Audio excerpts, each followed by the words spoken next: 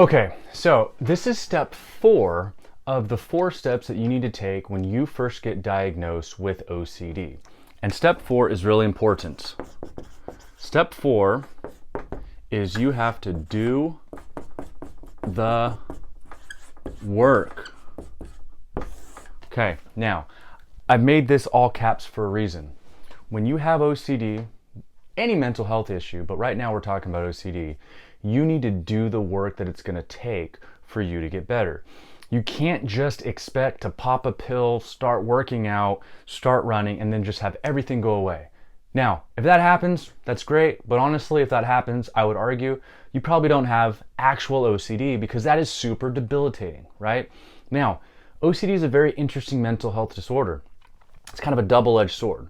When you look up certain articles and when you look at the WHO, the World Health Organization, OCD is one of the most debilitating mental health disorders out there. And I definitely agree with this. However, it's also one of the most manageable and treatable when you follow and do the work. So this is important because when you have OCD, there's going to be days that you want to give up. There's going to be days you don't want to do things. But if you put in the work, if you follow what you're supposed to follow, I promise you, recovery is possible. So how do you do the work and what does that mean? Well, the first thing is you need to follow the evidence.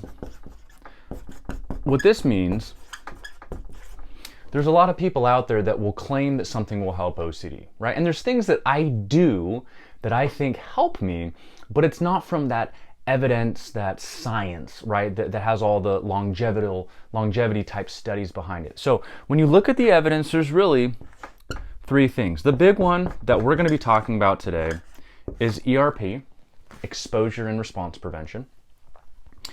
There's evidence behind an ACT, acceptance and commitment therapy, and a lot of the times you'll see ERP be looked at through an ACT lens, and there's another form of therapy called ICBT. Now, this one, it's not newer, but it's definitely one that is not done as much and doesn't have the years of ERP. Again, very good therapy from everything I've read, but we're going to be talking more about these two incorporating themselves. Because really, when you look at the data, when you look at the years, ERP is the foundational therapeutic approach.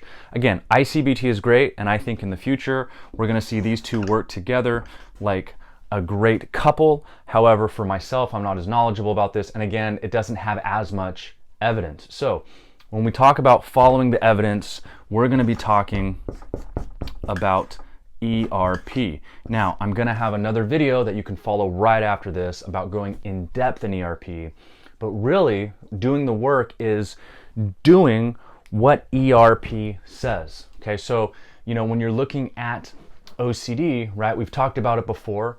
There's going to be obsessions that you get in your head, you're going to get anxiety, and then you're going to do compulsions. So with ERP, exposure and response prevention, we're going to work on not doing our compulsions and then eventually doing exposures to things that kind of make us nervous to help us go through some of the anxiety. And this is where step 4 is very important and why the last video we talked about getting an expert is really key. Because when you do the work, you have to make sure it's the right work. Okay, it's like if you work out. If you just go start throwing around weights in the weight room, what's going to happen? You're going to pull something, you're going to hurt something. You may even do something to hurt yourself. And a lot of people out there tell you what to do with working out, but there's certain things that you should do or not do to make sure that you have the best chance of getting better. I played baseball in college, and if you hurt your shoulders, you had to go to, because throwing a ball can really hurt yourself, you need to go to a physical therapist to help you do rehab on your shoulders or your body parts that get hurt. You don't just start doing random things. So you have to do the work, but you have to follow the evidence and do the work that is right for you and right for people with OCD. And the data is clear. The evidence is clear. Things like ERP, ACT, and ICBT have the data behind them. ERP has been around the longest. Late 70s is when it really started to be shown that ERP is helpful for OCD. And by helpful, I mean for the most part, in random controlled studies, in longitudinal studies, ERP has been shown to help you get over and manage your OCD. right?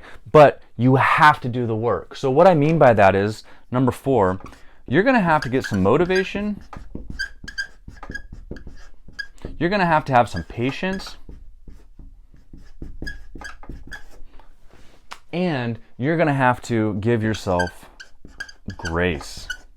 So what I mean by that is, when you have OCD, it's a very dooming type of disorder, right? You're going to feel guilty. You're going to feel kind of nasty. You're going to feel depressed. You're going to feel anxious. There's a lot of emotions that go into play. So this step is the most important in my mind, or I should say, they build off of each other. But the reason this is important, especially if you're doing the right work, is you're going to need to sometimes just do things when you're not feeling like doing it. So motivation is key. One of the things I like to do is, I have a very good therapist that doesn't just coddle me. He motivates me to go through things. You can also listen to videos like David Goggins, where I'm going to have a really cool video on this very soon. David Goggins actually kind of takes an ERP approach to things, whether he realizes it or he doesn't. So it's very important that you find ways to motivate yourself. It's okay and it's good to listen to videos or music to kind of motivate you through your day. Patience is key too. I just realized I put a C in patience. It's not good. Patience is key too, because oftentimes with OCD, we want things to go right away. We want to feel better right away. And usually when we feel better right away, that's going to be the compulsion, right? So when you're putting in the work, a lot of the work that you're doing is not doing, meaning you're not doing compulsions, you're not getting reassurance, you're not doing certain things, right? And that form of work is putting in the work, but you need to be patient. Patience is key. Yes, some people can get over and manage OCD quicker than other people, but we're all on our own journey. So you need to be patient, and you also need to have grace. I remember working with my therapist and talking about, a hard time I was going through. And, I was mad at myself for doing compulsions, and I was mad that certain thoughts were bothering me still. And he said, look, have grace with yourself. Be patient. This is going to be hard. For some people, if you've had OCD for a long time, like myself, I was 7 when I first remember getting my OCD spin. My brain is ingrained in this OCD mindset, whether I like to admit it or I don't. So for me, it may take a little more patience, and you are going to mess up, so you got to have grace. You got to forgive yourself. Now, that's not an excuse.